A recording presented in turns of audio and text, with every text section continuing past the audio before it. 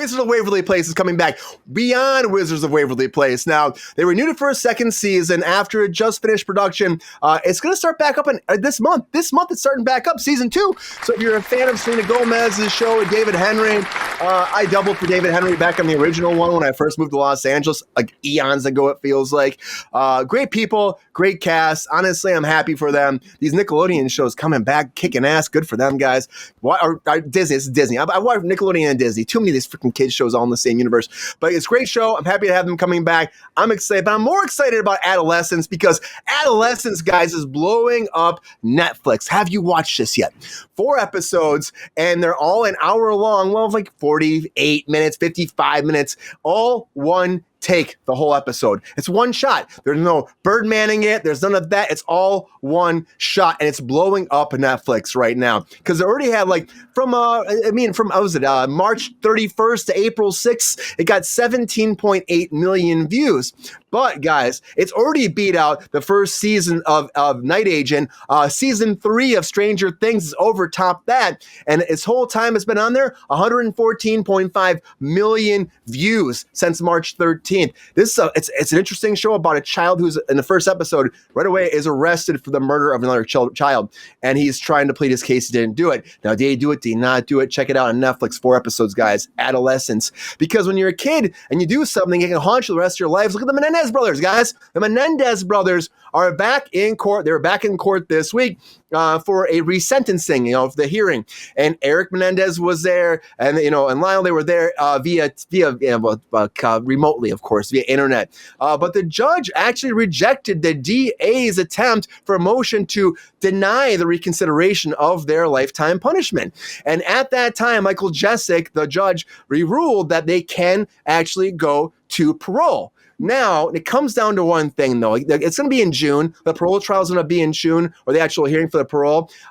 Gavin Newsom stepped in, and he said, we're going to wait to hear what they say, and then we're going to have our assessment from their own individual staff that was looking into this, and then we'll decide if this parole goes through. Now, I've heard that they could be getting out regardless, but Newsom's still saying he has a say in this, so we'll have to wait and find out when it gets closer. But also, of course, the DA Hotman is pretty much saying they had he's mad because he said they had their time. They have not actually gone through and should be commuted from this case. He says they haven't actually, admitted everything they've done, and he's saying they shouldn't get out of jail. So I don't know, guys. It seems like it's moving forward. I honestly think that it's going to come down to Newsom at the end of the day. This judge says they should get out. What do you guys think? The Menendez brothers back on the tipping point. They might get out, guys. If they don't get out, just send them to the Hunger Games, guys. Maybe the Hunger Games will release them because the Hunger Games is coming back. The Hunger Games Sunrise of the Reaping, and Ellie Fanning is officially joining the film, guys. Ellie Fanning, honestly, I love her. She's great. I don't know if you guys saw. She's been in a bunch of stuff, but she's playing the younger version of the character of Trinket. Now you might be like, who was that? Well, that's actually Elizabeth Banks' character from for the original one. Haven't gotten released yet, Queen, not yet. But yeah, the original version was by Elizabeth Banks. And now they're going to go, of course, this is back in time. This is after the last one, The Songbirds of Snakes. But it's like 2 decades before the original Hunger Games movie. And I'm excited to see if this is going to be good because I think this is better. This is about Woody Harrelson's character when he's younger, about him actually being in the games. And of course, she would be there too. If you know Ellie, she was in The Great. You guys just said The Great on Hulu? What an interesting, weird kind of comedic take on medieval times. It's really interesting. So check it out if you haven't tried it out. She was also going to be in the new Predator movie, Badlands. And she was in A Complete Unknown with Timothée Chalamet. But I don't want to talk about Chalamet, guys. You know what? Hey, fucking don't talk about Chalamet. Chalamet is my arch nemesis. Don't say his name. You say it 3 times. He appears on Kruse Control. Peppy, it's true. Hear it in your voice. You're lying to the Pepestar. I can hear I'm not fucking lying to the Pepestar, man. He will appear and he will take all of our roles. We won't ever be able to work ever again. That's all I'm saying. Huh? I heard he's changing his name to Kardashian. Oh God, he might be. Maybe he makes his ass big enough. He'll get her roles. Well, that would explain it. I'm just saying. I just don't want to see any more Peppy. I don't want to see any more Chalamet. Use the noodle. I'll use the noodle. But I gotta tell you, China's not gonna see many more of our movies either, guys, because China now is putting a ban on a lot of cinema here in Hollywood, which is going to really affect us big time. Hollywood's suffering already, and the fact they're going to limit these is going to be a big thing. This is based off the whole tariffs going on, but they said they're going to reduce the number of Hollywood films playing in their country. I got to tell you guys, if you didn't know this, it's hard to get a movie in China. It's just fucking hard. Marvel struggled for years, and they finally have getting movies in because, again, they have a lot of restrictions based off, sex scenes, based off themes. I'll tell you, Spider-Man, was it Beyond the Universe or Beyond the Spider-Verse or whatever the second one was, Across Spider-Verse. They had a little picture in the back that was blurry in one of the scenes that said trans lives matter, and they banned the whole movie. And so, you got to be very careful everything you say, because they just won't put stuff out. And they've been struggling. Hollywood's been struggling with it. So now they're not saying they're denying all movies, but they're saying right now that they're really going to start limiting them big time. What will that mean? We'll have to keep you posted, but I know it's going to really affect Hollywood, which is suffering as it is. China's a big market. It really is. I hope it all works out, guys. I want Hollywood to stick around and make more money as opposed to falling apart. We've been struggling here for a long time. And we've been struggling also with AI. And, of course, look at the YouTube thing that happened. We talked about that a couple weeks ago about all the fakes they had, all the AI fakes, where they have these fake trailers where they put, stitch in old footage and AI footage. And they also make trailers based off popular movies that are coming out with AI as well. We had a whole conversation. Go back and check that out on Cruise Control.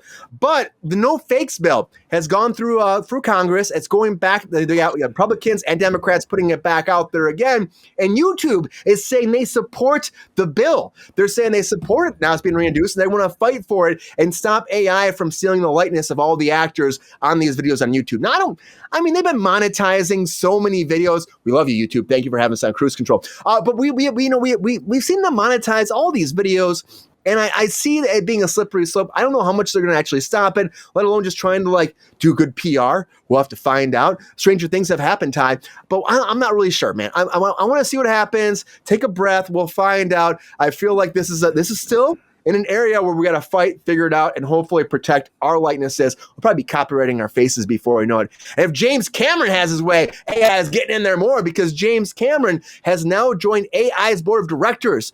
It's like they have a whole board of directors, guys. I'm like, what? He's streamlining the AI process through movies. And he said his goal is to understand the space, right? To understand what's on the minds of the developers and use AI for visual effects in post, because he said right now what's been going on is it costs millions of dollars to do post work, all the visual effects. He's been doing Avatar, of course. And he said with AI, they can actually not take human jobs away, but only help speed up the process.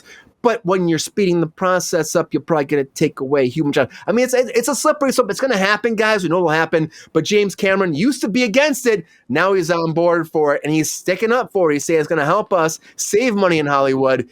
And he's saying it won't take jobs. James Cameron, we'll wait and find out. He probably already has his AI companion. And guys, did you see this companion movie yet? I didn't get a chance to see it, but I really want to see it. Jack Quaid, son of, again, Dennis Quaid, stars in this from The Boys, guys. Love him so much. It came to theaters, did pretty well, but now it's coming to Max on April 18th. So if you haven't had a chance, check it out. It's about, they go on this weekend trip, Jack Quaid, and he brings, they have this robot that's with them. They're trying to make it like Megan. They say it's not Megan, it's his own thing. But she kind of goes nuts and starts killing people, so it kind of feels like Megan. I still want to see it. The trailers look awesome. I missed it in theaters. If you saw it, please let me know. It is coming out April 18th, so we got some companion coming very soon. And if you don't want to watch that, maybe you want to watch The Bold and the Beautiful. I don't know. Who's still watching this? Ronald, I do. I do. Is it you? It's you. Me. It's you. They're giving us 3 more seasons because of you, Ronald Todd. 3 more seasons. I got to tell you, I'm going to tell you guys, I have never watched. Maybe when I was in high school, my mom was watching this, and I sat there. Maybe it was grade school. Whenever I was out of kindergarten, whenever I was home with my mom. But The Bold and the Beautiful is coming back, and what they're saying is, of course, we're bringing back the Forrester, Logan, and Spencer families, set against the backdrop of glamorous Los Angeles fashion world and the family's fashion house, the Forrester Creations. It's all coming back, guys. They average 3.2 million viewers, which is pretty fucking great, I would say, for this, 3.2, for how fast they pump these things out and how cheap they are to make. If you ever worked on one of these soap operas, they literally shoot a scene in one take. They're like, bam, bam, bam, you are out. They do it as fast as they can. They shoot multiple episodes per day. They have a streamlined process. It's cheap. It's easy, and you know what? It sucks people in. It's still on, Queen. Ronald, Todd, why? Why is this still on? Is there something you can tell the people out there why it needs 3 more seasons? It's glossy. It's beautiful. It's shiny. It's everything that people want. Yeah. Just like glossy, shiny, shimmer. That sounds like Blake Lively, but I don't think people want her. I don't think people want her anymore, though, right? I don't think they do. Guys, this is usually a Monday conversation. Here we are on a Tuesday, but okay, you ready for this? We got an update. I know everybody's going to give me shit about it in the chat. I know, but Justin Baldoni's former publicist, Stephanie Jones, now has come forward. She's hitting back against Blake's team, saying that she was not trying to defame Blake Lively because a bunch of information came out from her. She said she was subpoenaed. She was subpoenaed and she released that information. So that was not her leaking it. She was forced to by the court of law. It was a voluntary act from that to put this information out there. So a lot of that was saying it was defaming. It was a lot of information about like what was happening on set. Text messages, things like that. And Blake Lively was pissed about it. And that was one thing that came out this week. One more thing that came out is a fellow actor from the show came out, Adam Manishin. I probably butchered his name. Sorry about that. Adam Manishin or Manskin. I don't know what your name's. Appreciate you for good. Between GRI, we're probably somewhere right in the middle. But he came forward to share his story. He said, I'm not going to speculate as to what Miss Lively's motivations for mentioning me in a complaint, because she did. She said, well, he was part of it. Now, this is the whole thing. There was a birth scene in the movie. I don't think you guys saw the movie. There was a birth scene, and Adam here was the doctor for the birth scene. But he was also friends with Justin Baldoni. And so she was saying that he put his best friend in my crotch, and I was naked, and it was like harassing me. So he came forward and said that when he played Dr. Dunbar in the hospital scene, he said, needless to say, my experience working with her was very different than what she actually described. He said, previously when he was there, she argued about nothing at all. Her costume included a full hospital gown, black shorts, torso covering prosthetic to make her appear pregnant. And he said that in addition to whatever personal garments she chose, and she was very comfortable. And he also said, I wasn't just a friend hire. He's worked on a bunch of projects. He was on Arrested Development. He was on a bunch of different shows. So he said, I've worked a lot in Hollywood. Not as a friend hire, I deserve to be there. We were all great. It was all fine on set, and now she's changed her mind. Guys, I want this trial. I just want to see what happens. The Countess says it's not going where it's going to go to trial next year, and I can't wait to find out. I'm telling you, it's going to be big. I think there's something happening between the two of these people. I just think there is. But you know what? If they don't come together, maybe when the Spice Girls come together, they can write a song about this, because the Spice Girls guys might be coming back. Give the world, spice up your life. Spice up your life, because Mel B came for this is a 30th anniversary, guys. 30th anniversary of their first single, Wanna Be. If you want to be GR's lover, you better text him right now. Because he's ready. But Mel B came forward. Yeah, GR, getting there. GR's thirsty. But she came forward about the whole situation. She was talking to the Sun newspaper, and she said that, guys, it's the 30th anniversary. She was in her car. She was scrolling through her phone, and she said her phone kept popping up pictures of her when she was younger. And she said, oh, my God, maybe it's time for us to do it all over again. And then, of course, once that happened, you have Mel C, Sporty Spice. She came forward, and she said, it's been 30 years since we were together. We have to do something special. And then also we had on top of here too, we had Jerry Horner, who was Ginger Spice. She came forward and said, my hope is to come back together as a collective. It's more respectful to come as one. They're all coming together. They're all saying something. One person that didn't say anything was, again, Beckham's wife. Shocking. And I'm just like, I'm kind of shocked. Yeah, I'm a Victoria Spice. But you know what? I think she's probably the hardest one to lock in. She was posh. Yeah, she was posh. Yeah, but you know what, guys? I want to see it. Yeah, I'm going to admit this online. Live to, we got 278 people here. Fuck yeah, I went and saw the Spice Girl movies in theater. I saw it. A lot of breaking news, everybody. A lot of breaking news. So guys, so happy to have you here. Is anybody spicing up their life tonight? Anybody? Yes. Dude, I love the Spice Girls, man. I grew up with the Spice. Like I lived in England when they were like huge. Oh, how lucky! Mel B is. Yeah, I know. Dude, you were there? I mean, Dude, you were there. back then I was like, oh, Spice Girls suck because I was a little kid. Right?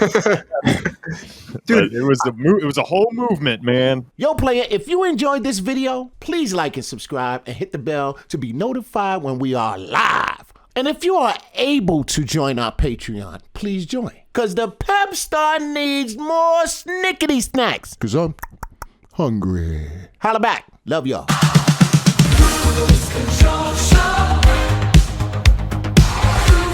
Control show.